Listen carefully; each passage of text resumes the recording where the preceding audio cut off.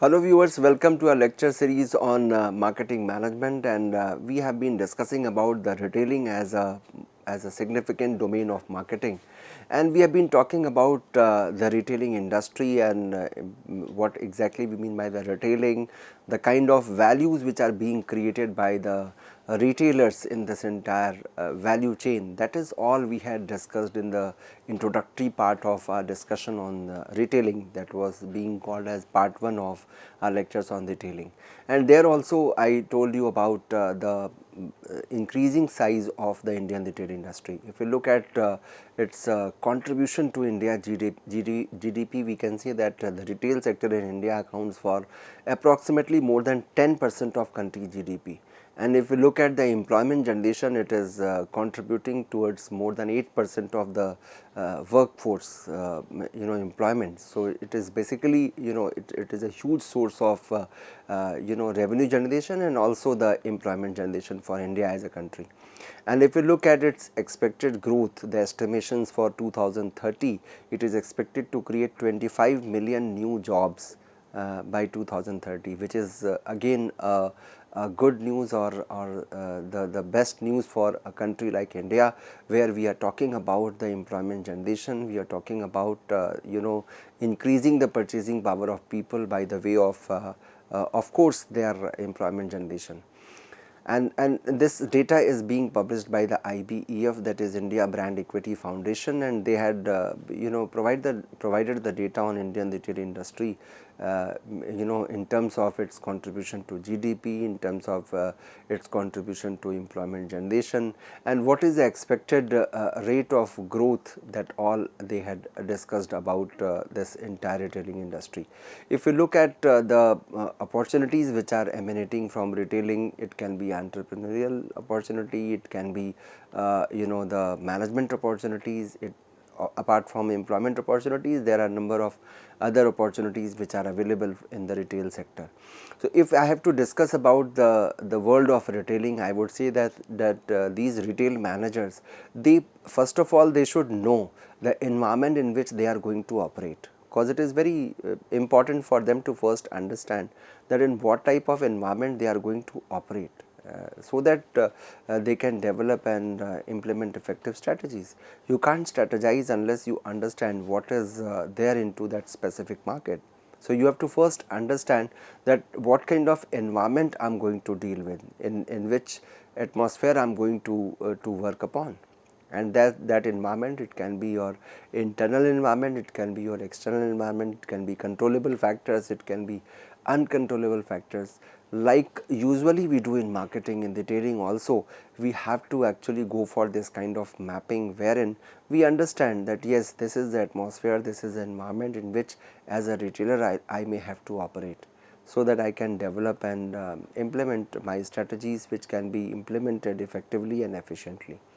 So the critical environment factors, if you ask me to define here, or if you ask me to classify them here, I would say that in the world of retailing, they can be categorized in two parts. One is the macroeconomic environment, second is micro environment.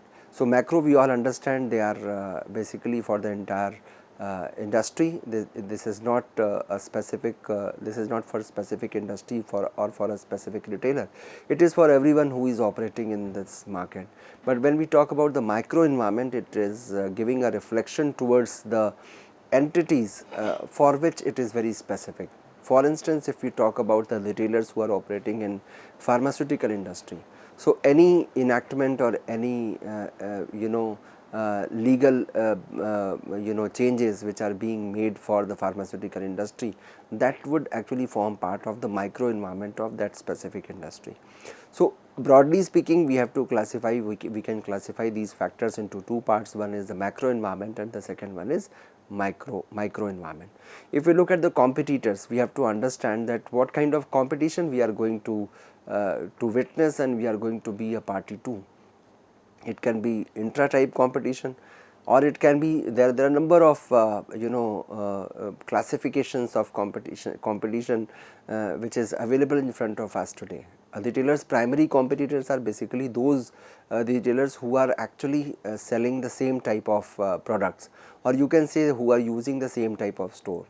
And this type of competition, when we analyze or when we discuss between the same type of retailers, it is technically called as intra type competition, wherein you and your counterpart, which means your competitor, they are actually of the similar nature, they are of the same type, and they are actually dealing with the same type of products, their customers profile is the same, the kind of store through which they are actually selling the products, that is also the same. That is why we call it intra type competition, wherein there is a situation where you are having a scrambled merchandising. What is scrambled merchandising? When retailers, they offer merchandise not typically associated with their type of store, for but also the allied products or the related products, then that situation is called as scrambled merchandising. For instance, if you are dealing with the medicines, you are actually pharmaceutical retailer, and you are selling the medicines, and along with that you are offering some clothing items. That can also be done if you are providing the related items to your customers. Then this is called as the scrambled merchandising, where you are not specializing or excelling in only one type of products. You can buy you can provide the allied products also, the related products also, and of course for that you need to buy those types of products which are related to your product, or they may be unrelated also, depending upon the need of those products. Suppose if you go to a petrol pump and for fuel, and of course at that petrol pump, suppose if you are being offered the soft drinks, or you are being offered the grocery items, then of course that is not the related one. That can be an example of scrambled merchandising. So we have to understand that whether it is intra-type, it is scrambled, or it is inter-type competition, we have to understand.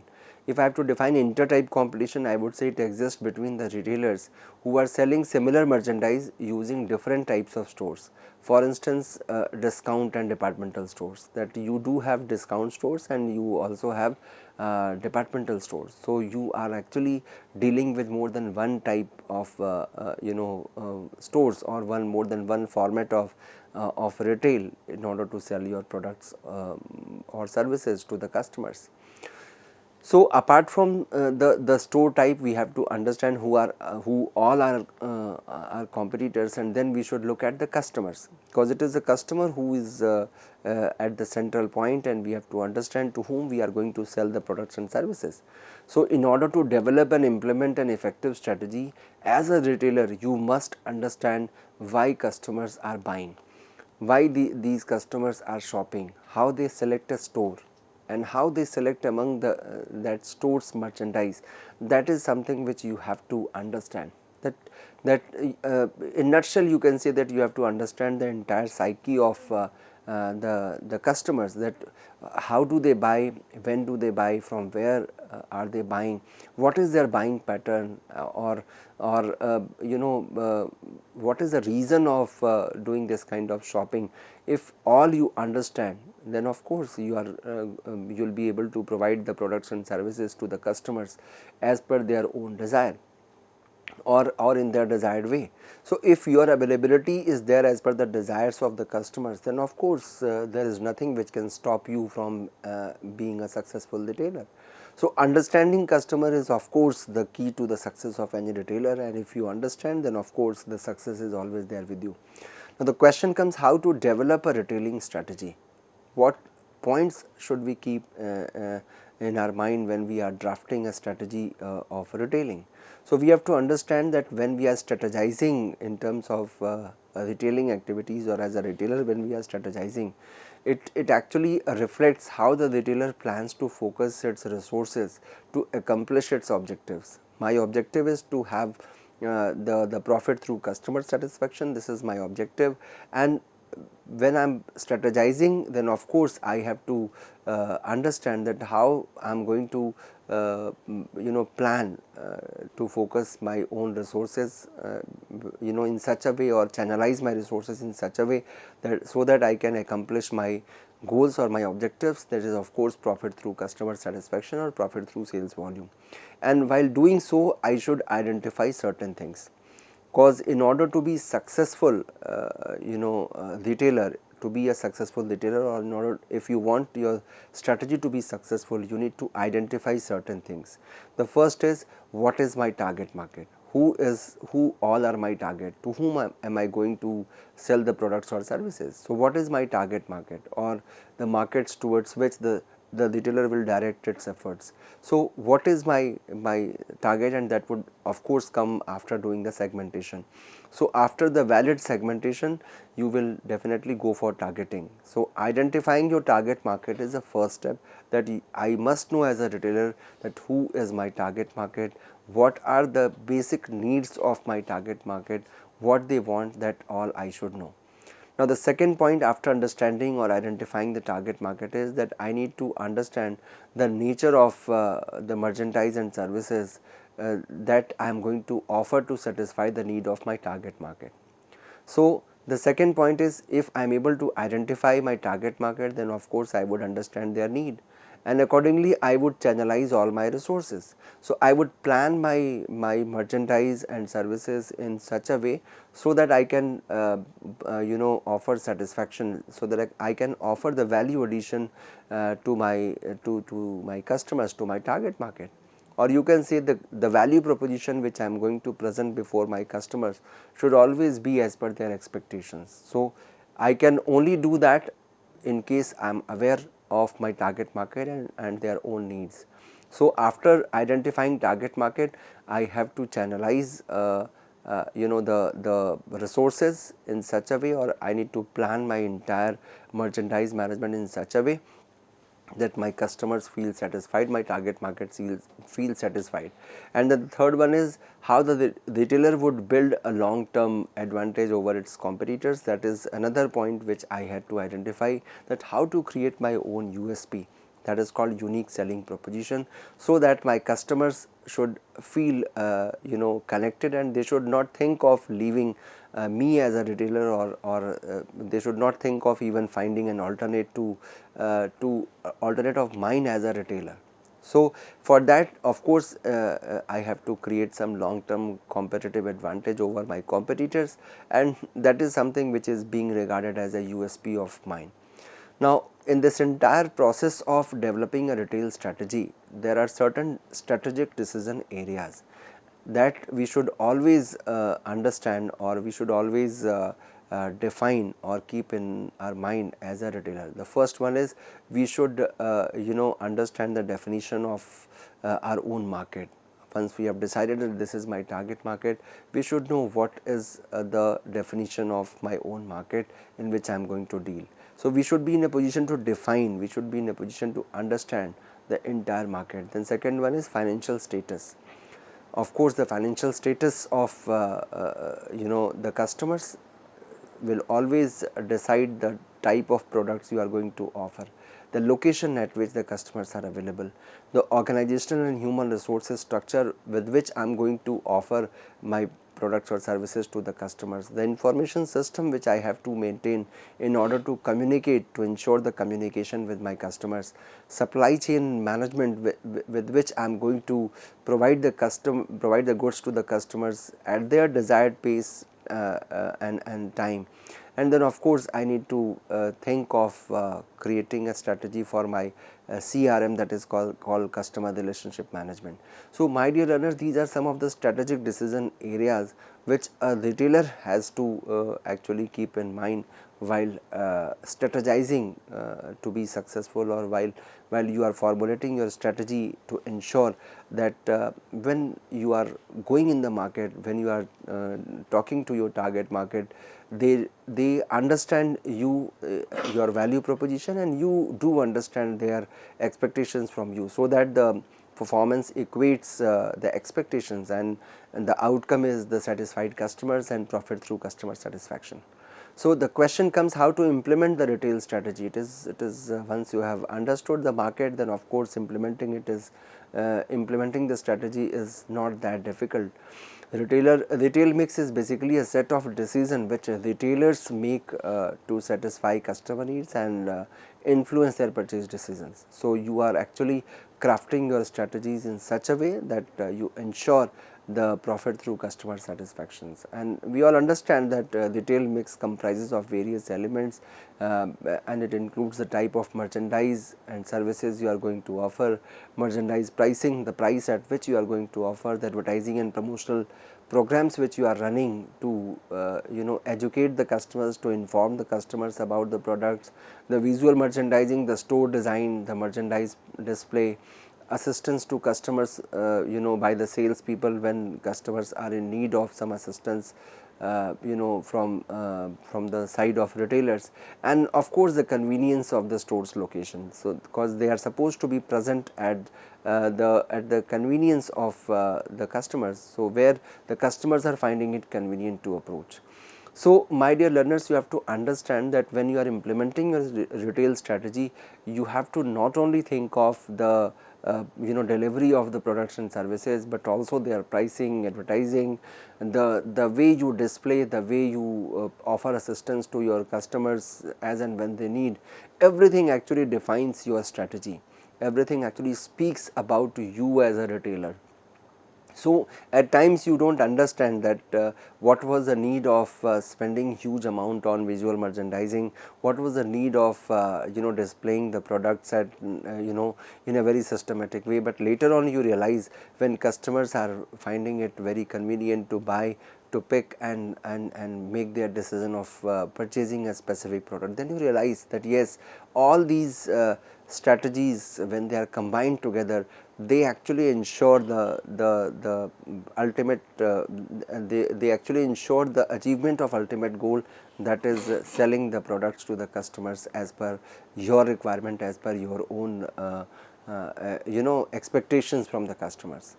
Now when we have to classify these retailers, they can be classified on different bases, but as on date, if you ask me about the consumers today, they can shop for goods and services at store retailers, they can go for non-store retailing, or they can go for retail organizations. So depending upon their requirement, they are going to buy the products as per their convenience. So gone are the days when we used to make it a condition that yes, we will be selling the products online only, or we will be selling the products offline only. It is no more a choice of a retailer, but it is completely at the discretion of the customer who is willing to buy the products. So if the customer wants you to be present online and offline both, of course you will have to be available in both the formats. So store retailers, perhaps the best known type of store retailer is called as a departmental store. If we look at the types of retailers, I would say the name of Japanese departmental stores, they are always being discussed, and they are very popular in the fraternity of customers. If we look at Mitsukoshi, they attract millions of shoppers every year. And if we look at the features, the kind of features they are offering, it includes art galleries, it includes cooking classes, it includes fitness clubs and children's playgrounds as well.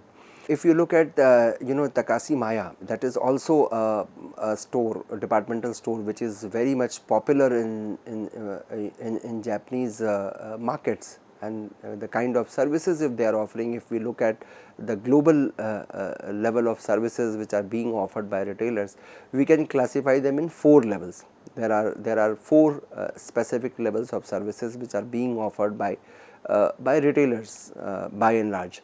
So they also meet widely different consumer preferences for service levels and specific services.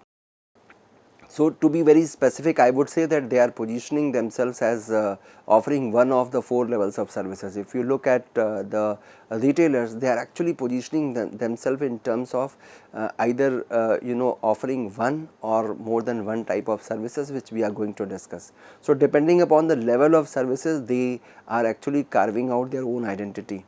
They are actually establishing their own identity based on the level of service they are offering to their customers. So we need to understand what are those 4 levels of services. Let me tell you the first one. The first one is a self service, which is the most basic identity of the retailers nowadays. So self service is basically, it is the cornerstone of all discount operations. So marketers are able to, retailers are able to offer us huge discounts because of this only, that they are offering you the products at self service. Many customers, they are willing to carry out their own set of activities, because whenever I am going to buy a product, basically I have to perform acts, 3 different activities. First is I have to locate, second is I have to compare, and third one is I have to select. So I have to locate, compare and select. These 3 activities I have to perform as a customers. So when there is no one to help me in any of these 3 activities, either to locate or to compare or to select, then of course I would say that marketer has left it to entirely to the self service model, that I have to, after entering the store, I have to locate the product which I am willing to buy, I have to compare whatever options are available, and then eventually I have to do the selection on my own. And this entire process, from the marketer side, it is said that it is going to save money of marketers, and eventually that benefit is being passed on to the customers. So this is the justification which retailers are giving when they are making it completely a self service model, that this is your store, once you have entered, you have to locate, you have to compare, you have to select. There is no one to help you, it is completely on self service basis. So this is the first level of service, where eventually speaking, apart from providing the products and services, there is no service being provided by the marketers. So out of 4 levels of service, I can say loosely that this is a no service zone, where you have to completely serve yourself, because the store belongs to you, the products are available there, you have to locate, compare and select. Now the second level is called as self selection. Here the customers are finding their own goods, although they can ask for assistance, they can locate, but if they want some assistance while comparing or selecting, then of course some sales people are available, but that too in a limited number. They are not there to impose themselves on you. They would be instructed, they would be trained in such a way that whenever you need their help, they would automatically be present there. So customers are finding their own goods, they are locating on their own, but at the time of either comparison or at the time of final selection, they can seek help of those sales people. That is called self selection. The third one is limited services.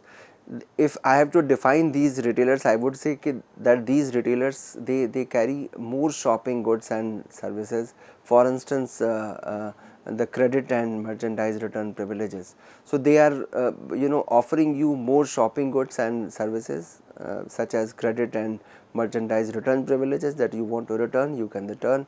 So services are available, but that too of a next level. Customers here, they need more information and assistance, so for them it is good. The last one is, that is called the 4th level of service, and it is being defined as a full service, which means the sales people are ready to assist in every phase of your purchasing process, either it is to locate or to compare or to select. In all steps the people are there to help you out. So customers who like to be waited on, they prefer this type of store. And here what happens in this type of services, if your retailer is offering you the full service, then of course the high staffing cost and many services which are being offered to you, along with the higher proportion of specialty goods and slower moving items, they actually result in high cost retailing. Of course, the marketer, when they are spending huge amount on account of offering a variety of services to you, every service has a cost. So that can be categorized as high cost retailing, which is very rare nowadays.